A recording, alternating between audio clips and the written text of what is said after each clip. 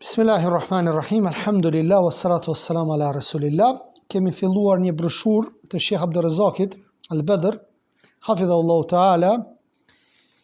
Ky është një dietar në Medinë, jep në xhaminë e pejgamberit alayhis salatu wassalam ligjërata, është dirsi i dytë, është djali i Sheikh Abadit, një muhadithit, i cili është gjallë akoma, Allah e rujt.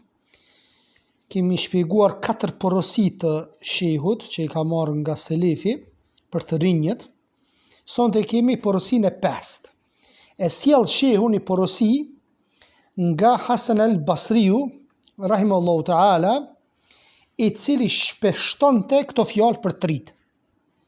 O të rinjë, thot, kërkojeni ahiretin, botën tjetër, sepse kemi parë që shumë prej atyre që e kanë kërku ahiretin, zbashku me të e kanë arritur edhe jetën e kësaj bote.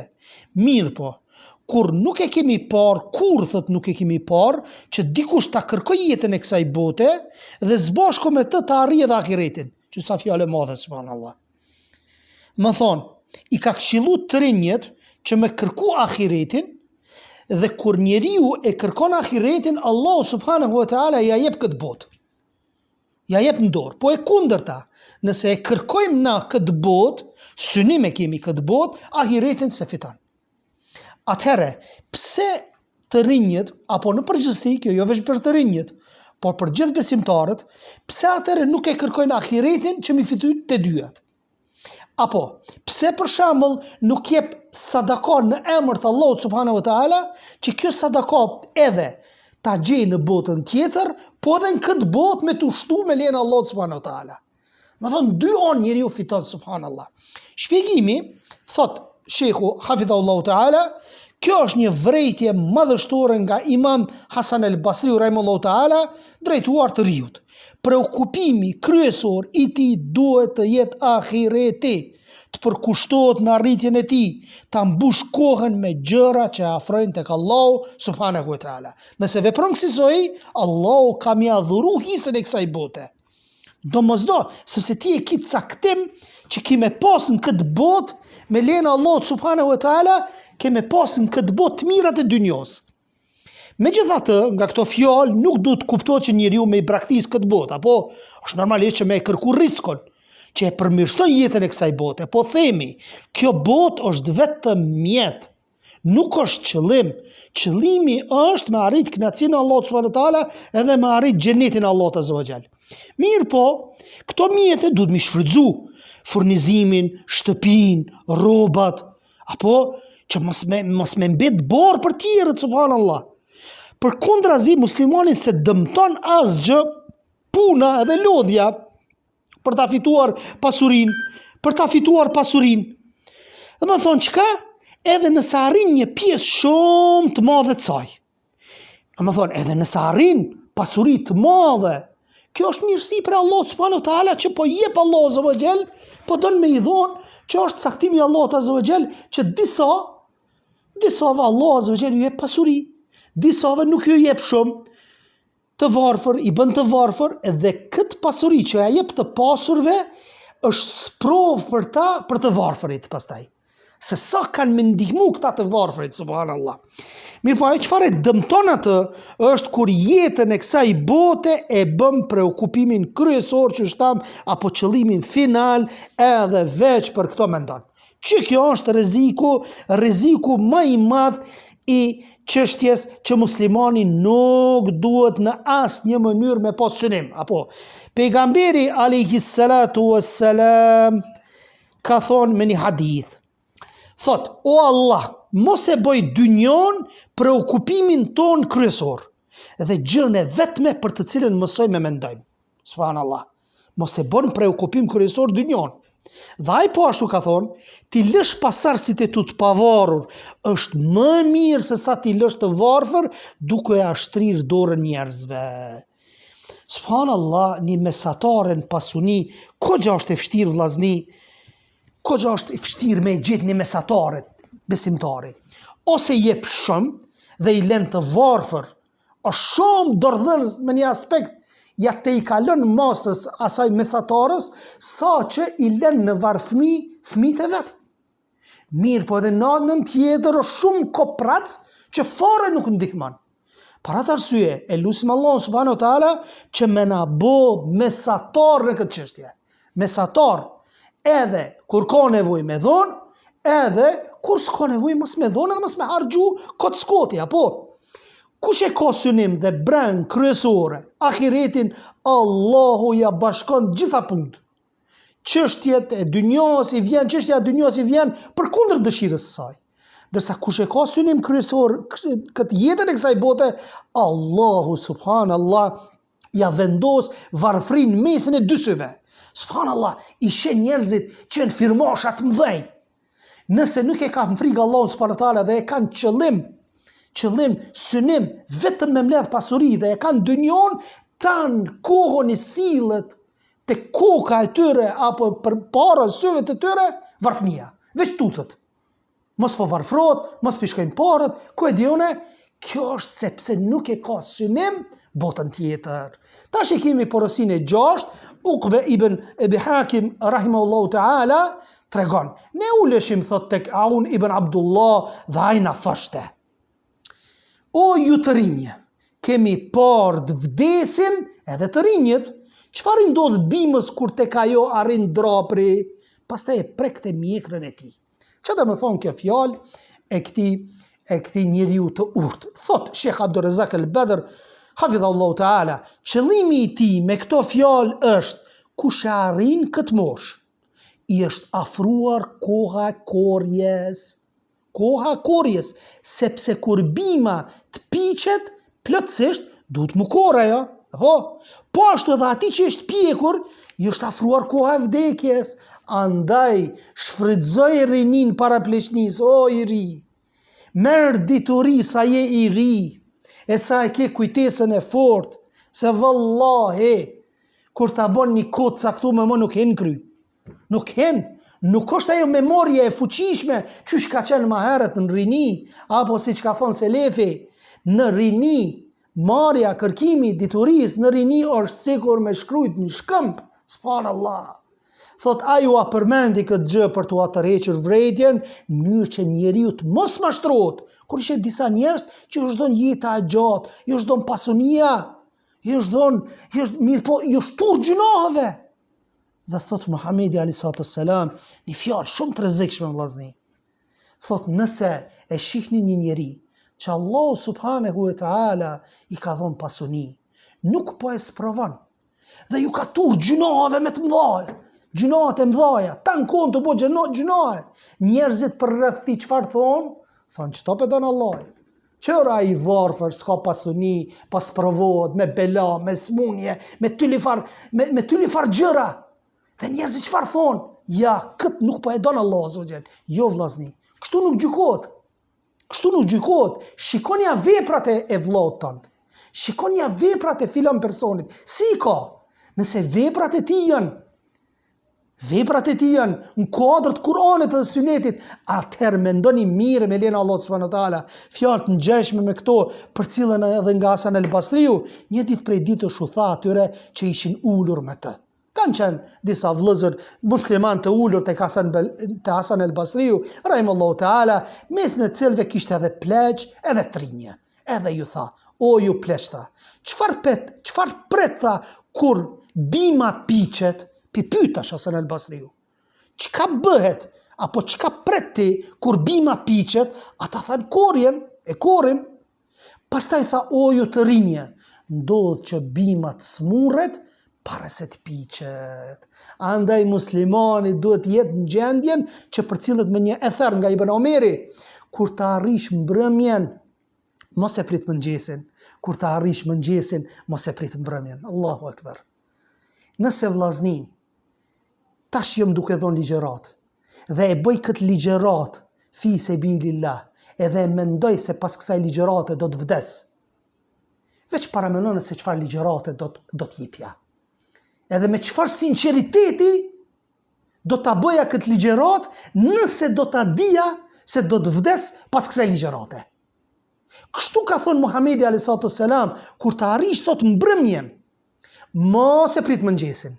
Kur të arrish mëngjesin, mos e prit mbrëmjen. Allahu akbar. kur të falsh namazin dhe të thua Allahu Akbar, mendo se pas selamit ki me vdek. Po të vjen lajmi, edhe po të thua që ki me vdek, po e zom, hipotetikisht po themi. Çfarë namazi do të bëje? Kështu duhet jetë muslimani për çdo vepër që e bën për hir të Allahut subhanahu wa taala. E lërë më që duhet ta di që çdo herë është në nënvëzhgimin e Allahut subhanahu wa taala. Ibn al-Qayyim al-Jawziu, rahimahullahu taala, Ibn al-Jawziu rahimahullah thot, pasi që njeriu nuk e di se kur do ta befasoj vdekja, e ka detyrë mu përgatit edhe mos mu mashtru me rinin edhe shëndetin, sepse më së paku vdesin pleqt, ndërsa më së shumti të rinjet. Për këtë arsye janë të rrallë ata që arrin pleqërinë. E ka hadithet pejgamberit alayhi salam që ka mi rrok, ka me ardhë një periudhë, një kohë që kanë me vdek pa pritmas. Subhanallah, po shohim të ri, vdiq filoni, vdiq fisteki. A ka pas diçka ju s'ka pas? Për një moment e kapi infarkti. Për një moment caktuar, subhanallah, vdiq. Që kjo kur nuk ka qenë më herët, po flasim para 100 vjeta apo edhe më shumë. Thëmë, po hin me një periudhë të shenjave të kiametit me lenë Allahut subhanahu wa taala. Porosia e 7 vllazni është Qabus ibn Abi Dhabjani tregon një ditë prej ditësh e falem namazin e drekës. Prapë Ebu Dhabjanit. Dhe gjithë ishim trinje. Këtë kanë qenë 3 para këtij dietare. Nga lagje aty. Me përjashtim të muezinit i cili ishte i moshuar apo i vjetër. Kur ai dha selam, u kthye drejt nesh edhe filloi të na pyeste radh për radh secilin nga neve që ishim të rinja. Po, kush je ti, thot tjetrit, kush je ti? Kur përfundoi në formë motivimi, inkurajimi dhe stimulimi tha, për ta tha. Shikoni fjalën e tij. Me të vërtetë, thot, çdo të dërguari shpallja i ka ardhur duke qenë i ri, në moshë, dhe më adekuati për t'ju dhënë dia është i riu në moshë. Subhanallah. Kush e kanë pranu vllazni islamin në kohën e pejgamberit alayhi salam? Të rinjet edhe të varfrit. Elita apo njerëzit e pushtetit nuk e kanë pranuar përpos disave që Allahu ka dhënë mirësi për me e pranu. Shumica kanë qenë të rinje dhe çfarë? Dhe kanë qenë të varfër. Shikoni Davidin e sotshëm, çush ka thënë Muhamedi alayhi salatu wassalam, që ka mu rikthy Islami, sikur Islami është i huaj dhe ka mu rikthy si i huaj. Tuba lil ghuraba, lum për pakicat, ka thonë. Dhe shikoj, subhanallah, thot, ata janë njerëzit e huaj në mesin e njerëzve të këqij, po çfarë cilësi e kanë? Alladhina yuslihuna idha fasada an-nas. Thot, janë ata të cilët përmirësojnë kur prishen njerëzit. Kush po e pranon thirrjen e Ahlis Sunneti wal Jamaa? Kush po e pranon thirrjen selefie? Pikërisht janë të rinjet, vllazni. Pikërisht janë të rinjet. Shikoj pleqt, përpos atyre që Allahu i ka mëshiru dhe e kanë pranuar thirrjen e Ahlis Sunneti wal Jamaa. Ose i sheh që kanë probleme me çështje të akidës, ose i sheh luftues të islamit që kanë kaluar një periudhë e komunizmit, që janë duke i luftuar fenë Allahut azza wa jall, dhe të paktët janë ata pleq që Allahu u ka hap zemrën dhe i ka mëshiruar që ta pranojnë fenë Allahut subhanahu wa taala dhe fenë e vërtet dhe sunetin e Muhamedit alayhi salatu wassalam. Pastaj thot, shpjegimi me këto fjalë ai u atoroqi vrejtje në mënyrë që ta shfrytëzojnë mirësinë dhe bereqetin e periudhës së rinisë, dhe se kjo periudhë e jetës është një mundësi madhështore për pasurim me dije, duke shfrytzuar gjallërinë, fuqinë që ka njeriu gjatë saj. Kushdo që është i ri, ulo, nxeje karikën, fillo me Kur'anin fillim. Fillo me Kur'anin, mësoj shkronjat, pastaj mëso përmendsh. Sepse kur të martohesh, kur të bën familje, kur formon familje, e ki shumë më të vështirë. Shumë më të vështirë e ki. Andaj, edukoni fëmijët tuaj që ta mësojnë Kur'anin, pastaj ta mësojnë hadithin, ta mësojnë diturinë fetare, që me lenë Allah subhanahu wa taala t'japin fryte. T'japin fryte. Mendo që para 20-30 vjetëve ka pas politikanë të caktuar, të cilët çfarë? E kanë edukuar popullin në një frym katolike në një frym që çfarë? Që neve feja jonë e kaluar ka qenë feja krishtere, apo ku e diune, apo se idhulli i tyre ka qenë Pjetër Bogdani, apo ku e diune gjërat të ndryshme, dhe sot po i shohim frytet e këtyre njerëzve pas 20 viteve na dalin lëvizjet krishtere anti-islame që luftojnë dinën e Allahut Azza wa Jall. Kjo është fryt që dikush është mundu me e pru këtu. Andaj nëse ti sot flet me lejen e Allahut subhanahu wa taala, edhe nëse sot për sot nuk i nxjerr frytet, herë do kur kjo fjale jotja kam i nxjerr frytet me lejen e Allahut Azza wa Jall. Kam i forcu muslimant. Kam e thonë që ka pas njerëz që kanë folë për dinën e Allahut Azza wa Jall. Si grupi shpëtuar dhe pale ndihmuar me lejen e Allahut subhanahu wa taala. E kemi porosinë e 8 Imam Ahmeti përcjell në librin e tij Al-Wara nga Abdul Wahhab Al-Thaqafi, të ketë thënë një ditë prej ditësh doli Ejub Es-Sakhtiani dhe na tha: o ju të rinje, thot mësoni zanat në mënyrë që të mos keni nevojë të shkoni te dyert e këtyre. Pastaj përmendi disa persona që i urrente. Më thonë mësoni zanat dhe mos shkoni përmendi me emra disa persona që me kërku para tek filoni apo tek fisteki. Subhanallah, sa mirë është personi që të punoj vetë, sa mirë është personi që ta ketë rrogën e vetë, sa mirë është personi që dora e tij ka dëshmu Muhamedi a.s. që e donë Allah Azza wa Jall atë dorë, që punon, që nuk lyp, subhanallah, lum aj. Po kjo është një këshill edhe për neve o xhallarëve, që të kemi një punë tjetër pos imamllëkut, pos hoxhallëkut, pos thirrjes islame ta kemi, që ta shfrytëzojmë këtë zanat për të mirat e dynjos si mjet, ndërsa davetin ta bëjmë për hir të Allahut subhanahu wa taala. Kjo është e mirës apo? Po nëse nuk ka mundësi, atëherë normalisht që ka institucione të ndryshme, siç janë për shembull që punojnë imam tan nëpër xhamia, që domethënë ju japin paga mujore apo.